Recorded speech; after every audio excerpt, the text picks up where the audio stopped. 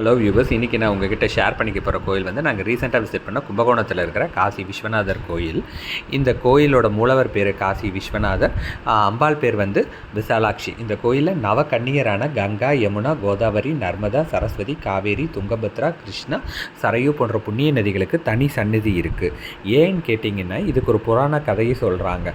ஒரு காலத்தில் இந்த புண்ணிய நதிகள் எல்லாம் சிவபெருமானை பார்த்து உலகில் உள்ள மக்கள் எல்லாம் தங்களிடம் நீராடி பாவத்தை குறைத்ததுனால தங்களுக்கு பாவச்சுமை அதிகரித்து விட்டதாக இவங்க சொல்ல, அதற்கு சிவபெருமான் கும்பகோணம் மகாமக குளத்தில் நீராடி அந்த பாவத்தை தொலைத்து கொள்ளும்படி கூறினதாகவும் சொல்கிறாங்க.